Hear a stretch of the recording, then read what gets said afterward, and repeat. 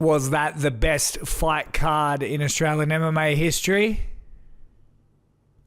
It was. There's no time for transitions or special effects. It was. Look, could be a victim of the moment, but welcome to the Australian MMA podcast. My name is Mitchell Tinley, and we are minutes removed from Eternal MMA 86, June 22nd in the Gold Coast. And woo! Just might have been the best main card. It was definitely the best undercard I have seen in a very, very, very long time. One of the most complete shows on UFC Fight Pass. Other cards have had great fights, great moments, but I feel like start to finish, that was pound for pound the best fight card I have ever seen in Australian MMA. Now, if you didn't check it out, Lachlan Stitt is now the welterweight champion of Eternal MMA, following in the footsteps of the great Jack Della, who's now killing it in the UFC. We're going to go through all the storylines that happened and what I think is next for some of the fighters. But of course, we now have Seb Saleh taking on Dimps Gillies for the Eternal MMA Featherweight Championship and $5,000, the final in the four-man Grand Prix. Whew, what a Grand Prix that was. Don Marfan just might beat anyone in the world that's not named Quillan Sourkild, and that's not too bad of an attribute to have. And I tell you what, you give it enough years and you give it some time, and who knows, we could see those boys fight again sometime, because Don Marfan is running through everyone. Blair Braddock is one of the most exciting middleweight contenders in quite some time as well. And the bloody undercard. I mean, look, Odin Muscat, the god of war, boy, he might be the emperor of war, the king of war, the assassin of war. Look, whatever it is, mate, there's a reason why it's god of war. He is a sniper. Just incredible. Look, there was also some huge announcements as well. Some massive fights to come for Eternal MMA 87 in August, UFC weekend in Perth. But look, let's get started. We'll go from bottom to top, okay? First off, undercard. Best undercard I've ever seen. It just had everything. I mean, there was a 16-year-old fighting, like a literal child. He did very well. He's going to have a very promising career, and in 20 years, he'll probably still be fighting because he's got that much time left. Percy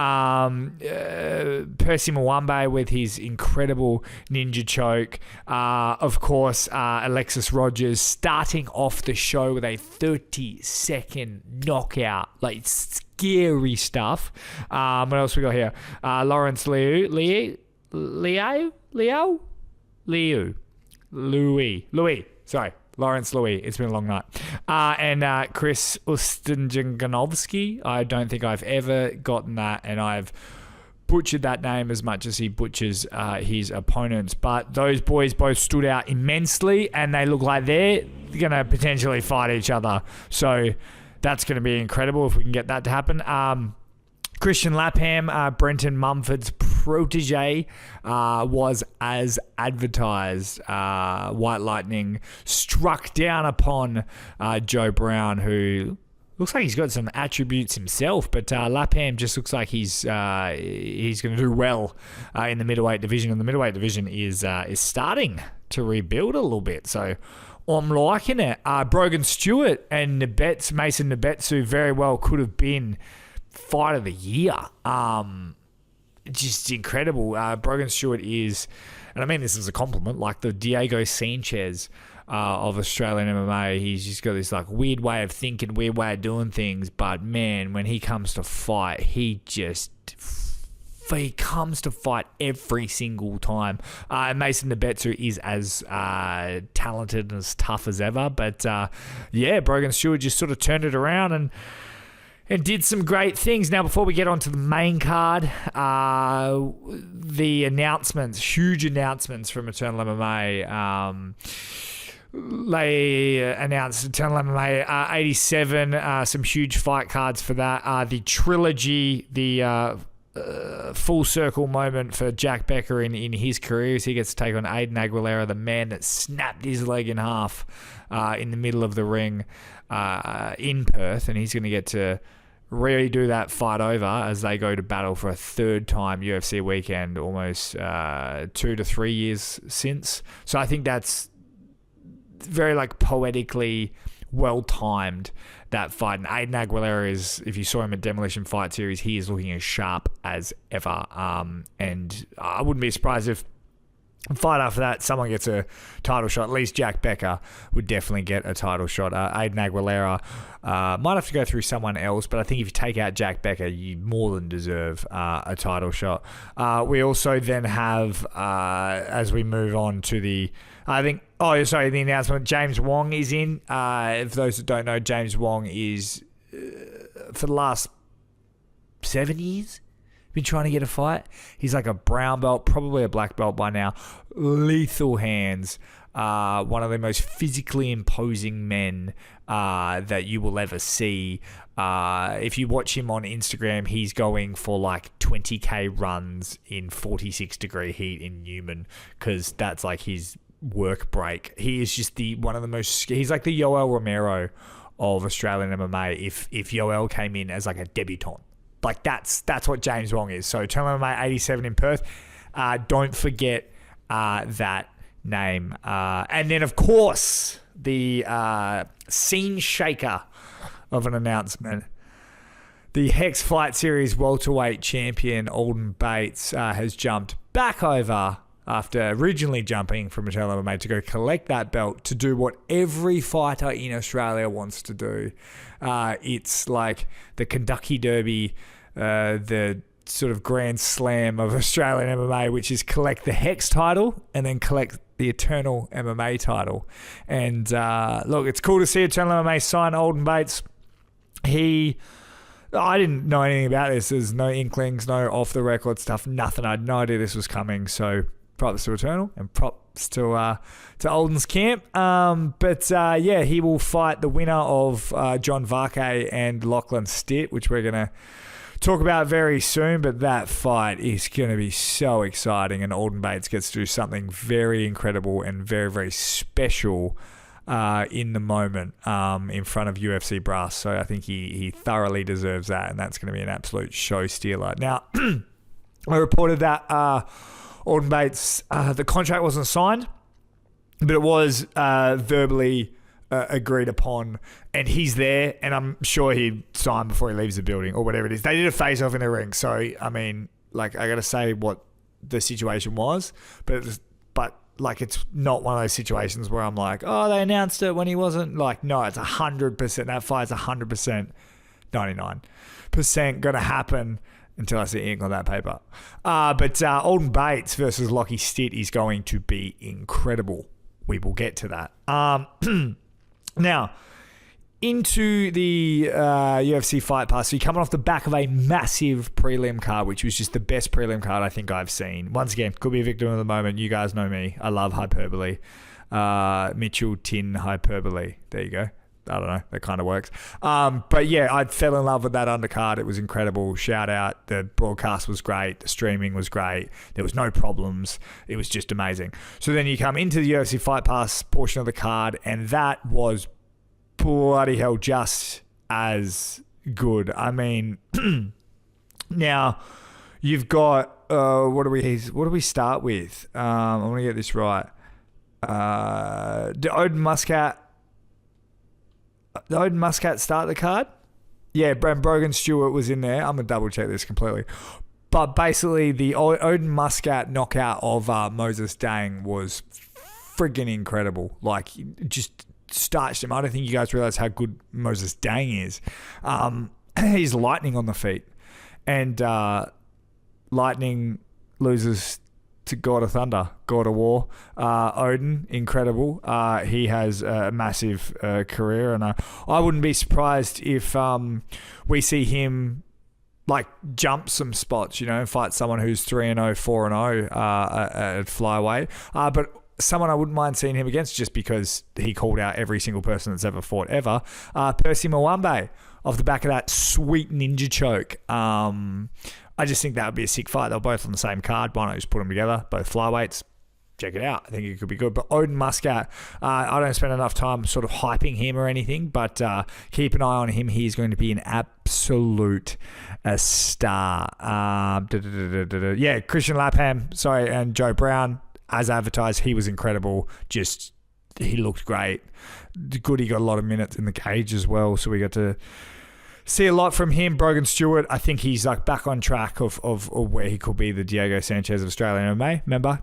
We touched base on that. And he could very much be a contender coming very soon. Now, move on to the major 5 fights. Apologies to everyone else. But these were the major 5 fights that I was really, really looking forward to. Blair Bredag and Nick Kepu. Now, if you watch my Eternal MMA 86 preview, I don't like to brag, but I did say this should be a knockout of the night, and I think someone's going to sleep within the first minute. And I was right. Because there's like this little, like, you've got the upper echelon of the Australian MMA middleweights, like your Ben Johnstons, Matt Myers, John Martin Fraser, and we've seen what they can do. There's like this mid-tier, which was notoriously thin for a little while, and now it's starting to look very good, and they're just knocking each other out. Like, Kepu knocked out Stoddart, Vendy knocked out Stoddart, Bredag knocked out Kepu. I mean, I wouldn't even mind Bredag taking on Stoddart. He deserves Vendy, but if I had to guess, I think he's going to get Stoddart, because I think Stoddart will jump at that fight. Where I think Vendy's got other plans. And I'd like to see that fight first, just sort of clear all the middle guys out first before Bredag takes that fight sort of one up a step. Tricky one, as I do believe John Martin Fraser, who I just mentioned, who recently fought for the middleweight title against Ben Johnson. Him and Blair Bredag won't fight because they've recently just become teammates, as John Martin Fraser is now with Team Compton, or at least doing a lot and the majority of his training there. So, and funny enough, John Martin Fraser actually told me that Blair Bredag is the best guy that John Martin Fraser has ever trained with. So if that doesn't sort of give you an indication of just how good he is, and keep in mind John Martin Fraser last year was training with Dunstan Descott, who I gave the 2023 Team of the Year. So the man knows good training partners, and the fact that he says that about Blair Bredag, that is high level respect. We move on to Don Marfan versus Tim Rogers. Now, Tim Rogers, I said it in my little article, my little read-up on australianmma.com.au. He doesn't get any of the respect he deserves. He beat a tough Jesse Medina at Diamondback Fight Series just because he's fighting over in Adelaide, was only ever fighting in Adelaide. But he is tough, man, and he did earn that 4-0. Like, don't think he was fighting bums, because he wasn't. He's tough as anything. Don Marfan is just that good. And like we said, he beats anyone in the world not named Quillan Sourkild.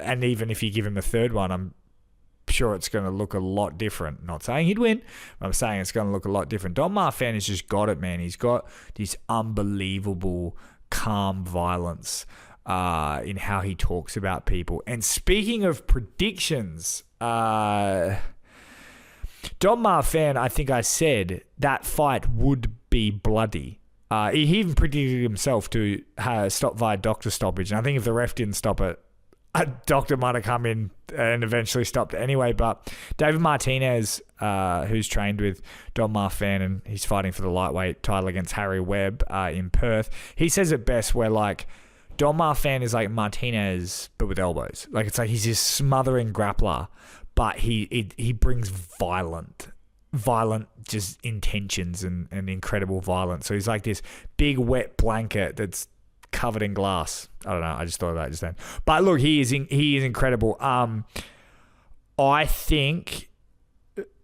by the end of the year, maybe we would see Don Marfan take on fight again for the lightweight crown, and it very much well could be his with Quillan Salkeld moving on. I do feel like he's in no man's land a little bit. Like, let me know, Australian MMA _ or YouTube or wherever you're watching or listening or whatever, let me know. I really thought, because Jack Becker got announced on this card to, like I said, do the full circle poetic moment. I kind of like it. I like the fight, obviously. Love Aiden Aguilera. But yeah, Jack Becker is on to fight Aiden Aguilera. But I actually thought Jack Becker fighting the winner of Don Marfan versus Tim Rogers was... And then the winner of that kind of fights the winner of Martinez and Webb for the belt. Like, I thought that made more sense. But they've obviously got other plans. But I feel like Marfan just kind of just sits and like waits for someone to get injured and then slides into one of those spots. But my prediction here is that Don Marfan fights for the title before the year is out. But incredibly impressive. He's just an incredibly violent man, and I love it.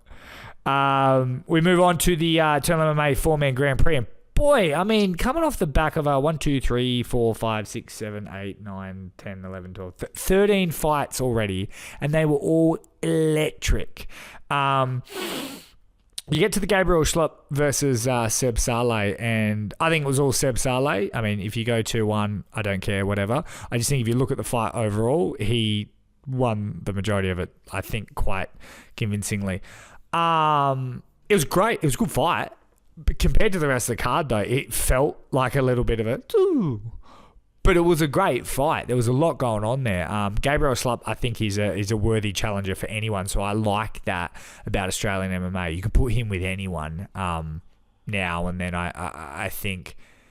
You know, you put him with like a Michael Stanoff or anyone like that, and it's like maybe a Dan Jones when he comes back. Like I like that Schlupp is around. He's got sick stand up and some good grappling and stuff as well. So I think that's really good. Where Seb Saleh and Matty Bones on commentary said exactly what we're all thinking, and what I put in my preview as well is I feel like Seb Saleh is the most informed fighter in all of Australian MMA. He just seems to have hit his, not his peak, but like hit his stride. The best we have ever seen him, he seems to be at that. He went from kind of being this sort of roundabout guy, making the move over to freestyle MMA, and he's really turned into like a champ. Like, I think he's the favourite. I think he was the favourite. I love you, George. This is pre-George Mangos picking up the Hex title. I thought even when George Mangos and Dan Jones were still in the Grand Prix, I thought Seb Saleh was the favourite. You don't have to agree. But yeah, so to see Seb Saleh come out, I think it's great. And he's got a very good fight coming up against the man who is Australia's Max Holloway. He is the Australian BMF of Australian MMA. And I swear to God, if you know him, if you're him, tell him about this. Dim Skillies, look you dead in the eye in the camera. I swear, if you ever leave MMA again, I will find you and ask you please to come back, because you are just a gift from, as I say, God, but in the cage, the devil. Just like he's so likable, and yet he will fight anyone. Like he has, I said it once again in the lead up. He has a fight of the night in the car park on the way to the fight. Like, it is incredible what he can do. Ollie Schmid is, unfortunately, didn't get to kind of be who everyone thinks he can be tonight. But Ollie's a star, man. Like, he looks the part. Like, the way he strikes, he can grapple. Like, he's a great fighter. And Dim Skillies was just... He's just ready to fight everyone, and you can't even say that Dimps is just this like dirty boxer that likes a brawl, because when Ollie had his back, man, he did everything right. He even had the arm under the chin, and he still found a way. Like Dimps knows what he's doing, and he's very much can be a champion. He gives me that Rod Costa vibes in the sense of sometimes he's like the record doesn't necessarily show it type thing, because he's such a gamer and will fight everyone. It's never going to be the prettiest record, but he finally will get his sort of what he deserves. And I love Seb Saleh, and I want to see him become champion because I think that would be great. But if Dim Skillies ends up taking him out, I mean, what a story. I think it's awesome. An incredible co-main event. Like I said, the Australian Max Holloway, Dim Skillies is just phenomenal. So shout out, Ollie Schmid. You will be back. You don't need me to tell you that. You know you'll be back. I wouldn't even mind Schlop versus Schmid, just cause. But yeah, it was a cool little stare down, little pose off between Seb Saleh and Dim Skillies. It's going to be a very, very fun Eternal MMA 87, of which I still hope I will get to go to. I'll be at the UFC 305. Honestly, I'll put it like this, guys. This is before I talk about the main event of Lachlan Stitt versus John Varkey for the welterweight crown, which will also be in Perth. I'm covering UFC 305. Like I got credentials.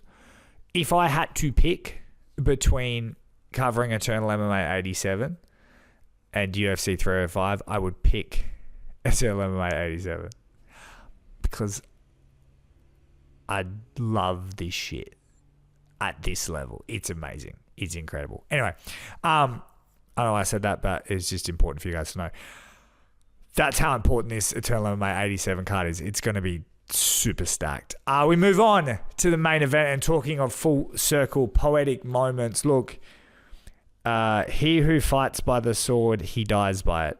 And that's kind of how I feel about being emotionally invested in fights. John Varkey, in the lead up, of course, still watch the interview. It's a great interview on Australian MMA _.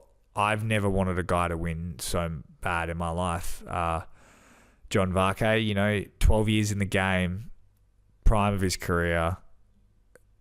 It's his life. You know what I mean? Like, it's just... he had really, really great moments, and it's like I feel like it would have been good to see him reach sort of the mountaintop. And I don't think it's over for him at all. Like, he's one win away from being right back in it if he still wants to continue to do it. But unfortunately, he went down to, I think it was round 5, submission to Lockie Deadshot Stitt. And sad for Varkey, but one man's Sunday is another man's Monday. I don't know what that means. But Varkey will rebuild, hopefully, and be back. But Lachlan Deadshot Stitt, mate, just bravo. Full circle moment. I mean, 18 months ago, he is coming into the fight. I think it was Eternal MMA 75 against Peter Templar. He was the hardest man to match in Australian MMA, as dubbed by Eternal MMA director Cam O'Neill. And he was right, and many people agreed with him. Lachlan Stitt was the hype machine. He was the scariest fighter going around. He had everything. He had sponsors. He was talking about going to the UFC. Like, it was incredible. Like, the confidence he had, the violence he brought. And then Peter Templar took him out, and it all stopped. The sponsors went away. Some of the friends went away. Like, the hype disappeared. And then not only that, he got injured, he broke his back, and he was out. And it was like, a man that is so high just disappeared. And we had an interview with him, Australian MMA _, check it out. Go find Lockie Stitt. You can even find all the interviews. In fact, we've done all of our interviews with Lockie, have sort of covered all this sort of stuff. And he said that the time away made him like mature. And boy, did we see that tonight. He still came in violent as ever, but he even shot for a takedown. He grappled well. He went for submissions. It was just, he looked just exactly what he said, like more mature, more calm, more calculated, but still chaotic when he needed to be, still violent when he needed to be. That's the bloody word of the day, violent, because that's what Eternal MMA 86 was, violent. But yeah, Lockie Stitt to go, from a guy that only had amassed less than 8 minutes in 4 fights in the cage to a guy that went, 23 minutes in the cage, and he lost by submission, and his hype died. And then he wins by submission, and his hype has never been higher. Like, slips in the rear naked choke. 18 months ago, he was on the other end of it. Like, it's poetically perfect. And that's what I loved about Eternal MMA 86. I love the violence. I love the stories. I love the potential that comes out of it. I love the fights. Just so impressive. But it's these poetic stories that I love. It's the thrills and the agony, the highs and the lows, the air and the despair. Like, John Varkey goes away, rebuilds, Lockie Stitt, off to the races. And at the races, he's a fucking huge horse. Alden Bates, in the cage, stare off, face off with Lockie Stitt. Alden Bates looks huge. August 17th, cannot come quick enough. Eternal MMA 87. It's going to be a great welterweight title fight. Alden Bates versus Lachlan Stitt, UFC weekend. Harry Webb, David Martinez, UFC weekend. What else we got? What's the other title fight? Stay with me. My brain hurts. But we got Jack Becker. We've got Aiden Aguilera. James Wong's going to be on that card. Why does my brain hurt? It's not Drillich. The featherweight Grand Prix. God, man, I tell you what, guys, it's time for bed. Look, Eternal MMA Featherweight Championship, the Welterweight Championship, the Lightweight Championship, all on the line. Eternal MMA 87, August 17th, UFC weekend. It's going to be bloody crazy. My name is Mitchell Tinley. Please subscribe if you enjoyed, or tell your friends, share it, whatever. I love this shit. Or follow us on Instagram, _. But review, reaction, breakdown, whatever this is, Eternal MMA 86. Very well. I'm going to think about it, but very well could have been the best Australian MMA fight card I have ever seen. Good night, everyone.